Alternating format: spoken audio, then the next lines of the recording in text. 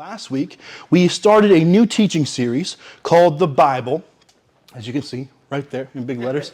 Raise your hand if you have ever been confused or intimidated by the Bible in any way, shape, or form. Yep. I think pretty much if your hand isn't up, it should be. I think all of our hands should be up for this because we have all struggled with this at one point or time or another in our lives. I definitely have myself. And if you're like me, when you're struggling with this kind of problem, the Bible being too big or too intimidating or being confusing, whatever it may be, it can be frustrating for you because the Bible is essential to our faith as Christians. We know we're supposed to be reading it, and I personally want to read the Bible. I want to be in the Word every day. I want to understand it more. I want to take something new away from it every time I open the book. But the truth is, for some reason, it just isn't always that simple. And when I don't understand something, or I don't feel like I'm getting anything out of my time in the Word, I can be easily discouraged. I feel stupid, I feel embarrassed. It makes me less and less excited about reading it the next time. Each time I open that book and I get more confused and I get more intimidated, the less and less excited I am about going back to it the next time. So if you've ever felt guilty or embarrassed about not understanding something in the Bible, or because you aren't sure maybe how to read it or where to start, know that you are not alone. I'm right there with you, and I'm willing to bet most, if not all, the leaders in this room are right there with you as well. You are not alone, but you are also in the right place. Because ChristYouth, we are not a community of perfect people who all are experts in the Bible and who have mastered our faith. We are a community of people who are growing, who are works in progress, who are exploring our faith and are excited about learning and admitting when we need a little help. And that's what we're going to do tonight. And that's what this series about the Bible is all about. Last week we kicked things off by asking the question, where did the Bible come from? And we kind of ran through a very abbreviated story of the history of the Bible, how it was written, and how we ended up with the Bible that you and I know today. All wrapped up in that nice leather binding with the chapter names and the verses and the footnotes and the references and the discussion questions. It all comes in like this nice little easy to grab a hold of package. But that's not how the world got the Bible. And understanding the story of the Bible helps us to better understand and appreciate the story in the Bible. And so that was last week, and I wonder who can tell me anything they remember from our Spark Notes history of the Bible last week. Yeah, Izza. The people diaries of people who noticed the miracles. Yeah, people who were witnessed the miracles, who were around when Jesus was on earth. Yeah, these people wrote down what they saw, and that became a lot of what we have from the Bible. Yeah, Danica. We still don't exactly know all of the authors who wrote the stories that are in the Bible. Yeah, we have a pretty good idea of a lot of them, but there are a couple books here and there that were like, it could be this guy, or it could be that guy, or it could be somebody that we're not even sure of. That's definitely true. Liam? There's still some stuff from the Bible that hasn't been found yet, like, for example, the Goliath sword, that still hasn't been found. Sure, yeah, like artifacts and stuff from some of these stories. Yeah, definitely. Very good job, very good memory, guys. So tonight, we are moving on from how the Bible came to be, where it came from, and we're focusing on a new question, and that question is, what's in the Bible? Not where did it come from, not how to read it, but what is in the Bible. And to give you guys a break from hearing from me, although I know how much you love hearing me talk, we are going to watch a quick video here together from an organization, a group called the Bible Project. Anybody ever heard of the Bible Project before? They are a company, it's a nonprofit organization based out of Oregon, I believe, and they put together these videos that kind of have narration, but they also have illustrations for different books of the Bible or different characters of the Bible. And it's just a really easy and accessible way to kind of get a good picture and idea of some of these more difficult topics, some of these things that are tougher to wrap our minds around.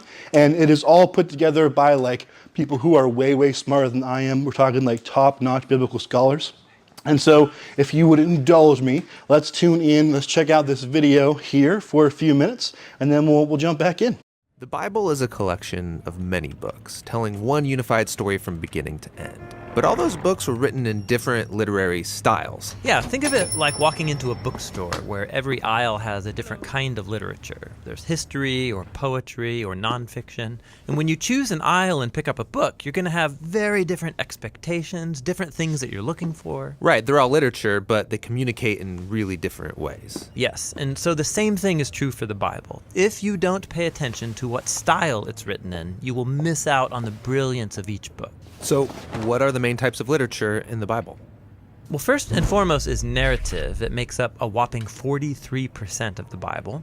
After that is poetry, which is 33% of the Bible. And then there's what you could call prose discourse, which makes up the remaining 24%. Nearly half the Bible is narrative. Yes, and this is no accident. Stories are the most universal form of human communication. Our brains are actually hardwired to take in information through stories. And stories are really enjoyable. Why is that? Well, stories train us to make sense of the seemingly random events that happen in life by taking those events and then putting them in a sequence. And then together you can start to see the meaning and purpose of it all. And what links this all together? Well, good stories always have a character who wants something. And then through these characters, an author can explore life's big questions, like who are we, or what's really important in life. And a good story always involves some kind of conflict. Some challenge to overcome, just like in our own lives. And that forces us to think about our own challenges, why there's so much pain or disappointment in the world, and then what can we do about it? And stories usually end with some kind of resolution, giving us hope for our own stories. Since these are Bible stories, are the characters showing me how I should live? Yeah, that's not quite the point. Most Bible characters are deeply flawed. You should not be like them. But we are supposed to see ourselves in them, which helps us then see our lives and failures from a new perspective. And without even realizing it, these stories will start to mess with you and change how you see the world and other people and yourself. Now, there are different types of narrative in the Bible. Yeah, there's historical narrative, but also narrative parables, short biographical narratives like the four Gospels. We'll look at all these in later videos. Okay, next up is poetry, which honestly, I don't read a lot of. Yeah, you're like most people.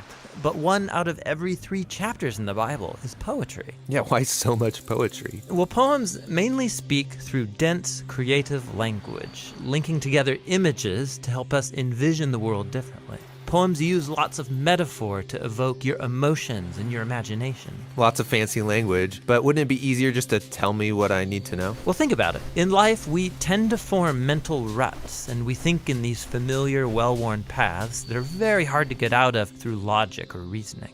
And what good poetry does is force you off the familiar path into new territory. Sneaky. And there's different types of poetry in the Bible. There's lots of types of songs or psalms. There's the reflective poetry of the wisdom books, and then the passionate resistance poetry of the prophets. Okay, the last big literary type is called prose discourse, and it makes up a quarter of the Bible. Yeah, these are speeches, letters, or essays. And the focus here is building a sequence of ideas or thoughts into one linear argument that requires a logical response. Like, hey, have you thought about this thing? You should also consider how it connects to this other thing. And if you do, then you will see that this is the result. And in light of that conclusion, therefore, you should probably stop doing that one thing so that this other thing will be the outcome. So you're persuading me with reason. Yeah, discourse forces you to think logically and consistently and then do something about it. Biblical discourse is found in law collections, in wisdom literature, and the letters written by the apostles. Okay, so each book of the Bible has one literary style. No, actually, most books have a primary literary style, like narrative, for example. But then embedded in the narrative, you'll come across poems or parables or a collection of laws. Every biblical book is a unique combination of literary styles. And to read that book well, I need to be familiar with each literary type and how it works. Yeah, so you know what to pay attention to and what questions you should ask. Before watching that video, how many of you could have told me that you knew the Bible was made up of all these different kinds of literature? Anybody feel like they knew that? A couple of you. Okay, that's okay. That's okay. If it's news to you, don't feel too bad, because most people don't know this. No, it's not common knowledge, and that's why we're talking about it tonight. And even if you do know that the Bible is made up of these different styles and different literary genres, it's more than likely that you probably aren't sure what to do with that information. Like, okay, I know that there's poetry, I know that there's narrative, I know that there's discourse, but what do I do with that information? How does that shape, or how does that reframe the way that I look at the Bible, or the way that I read the Bible?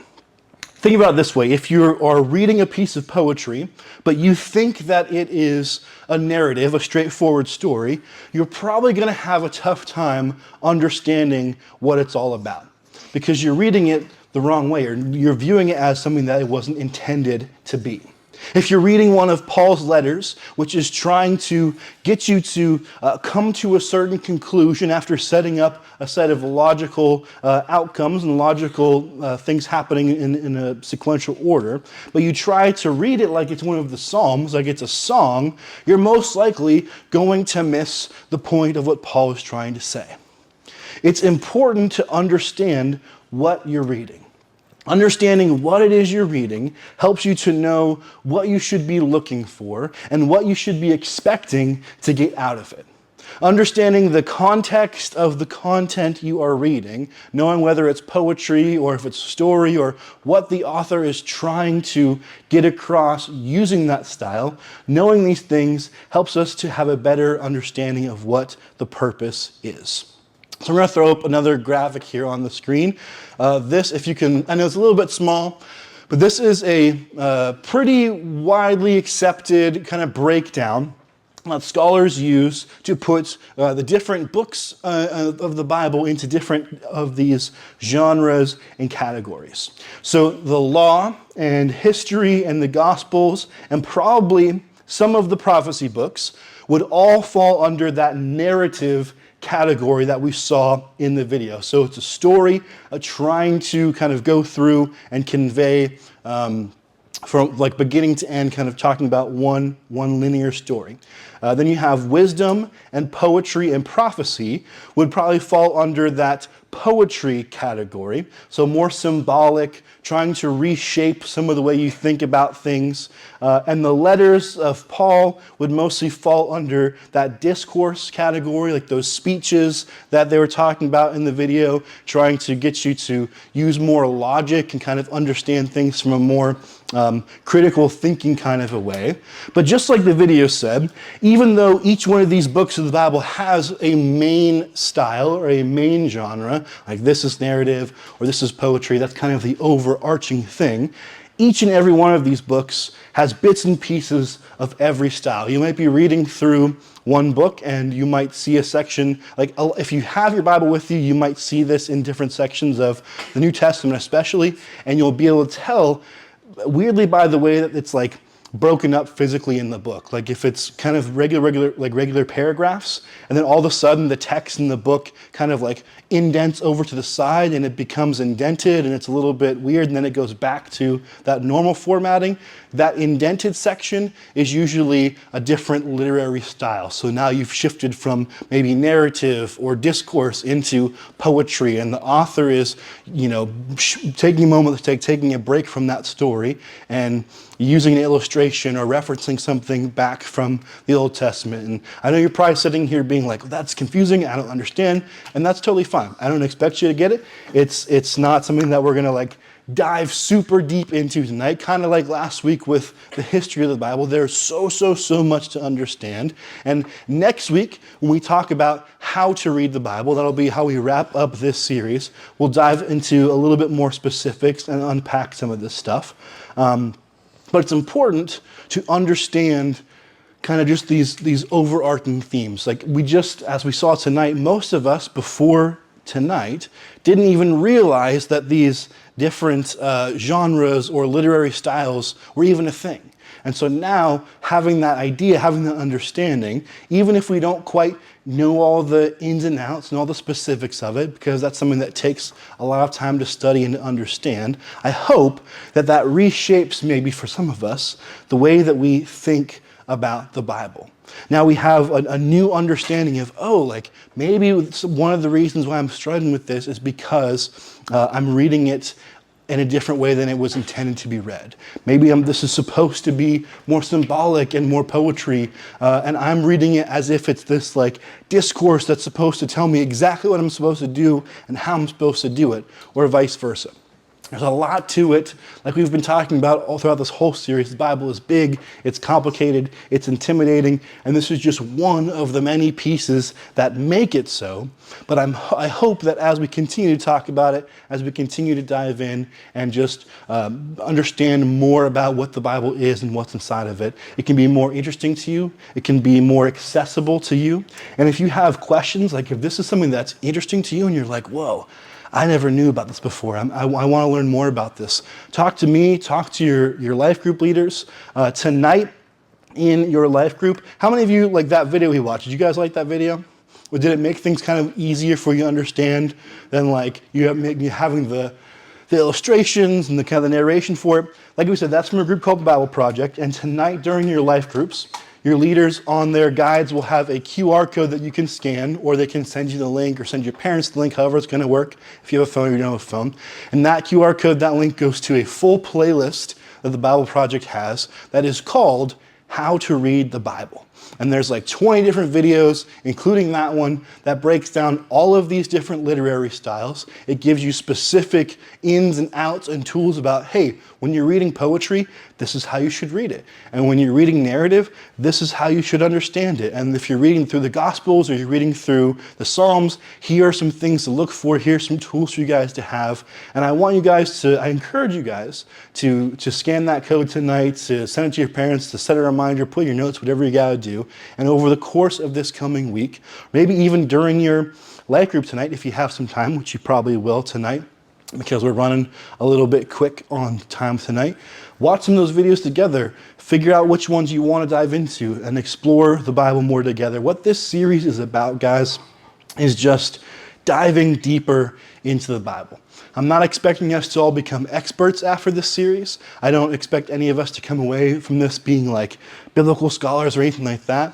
But I'm assuming, based on conversations I've had with some of you guys and just things that I've observed over the course of my time with you, that most of us have spent a good chunk of our time afraid or intimidated by the Bible.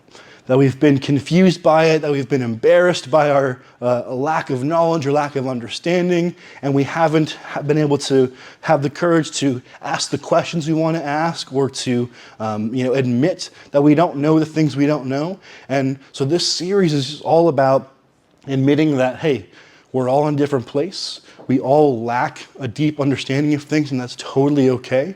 And let's explore it together. Let's ask those questions together. Let's not be afraid of asking those questions and diving into the Word together, so that we can gain more understanding and that we can draw closer to God through His Word together. Let's bow our heads. Let's pray. Let's have the band come up, guys, and then we'll get you guys off to your life groups. Get you some extra time tonight so you can check out some of those videos and dive into some of those questions maybe you have about the Bible.